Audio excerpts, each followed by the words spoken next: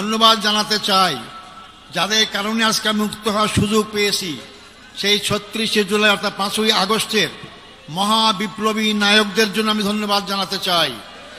তাদের অক্লান্ত পরিশ্রম আন্দোলন, তাদের মাধ্যমে স্বৈরাচার ফ্যাসিস্ট সরকারের পতন হতে বাধ্য হয়েছিল।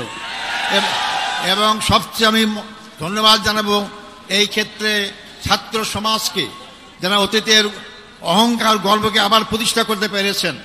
ছাত্র সমাজই রাস্তায় রাজপথে নেমে রক্ত ঢেলে তারা এই 14.5 বছরের ফ্যাসিস্ট সরকারের সকল জুলুম অত্যাচারের বিরুদ্ধে জনগণকে সাথে নিয়ে তারা রাজপথে যে আন্দোলন গড়ে তুলেছিলেন, যার কারণে গর্ব গর্ব সব চূর্ণ হয়ে বাংলাদেশ নতুনভাবে স্বাধীনতা অর্জন করতে পেরেছে।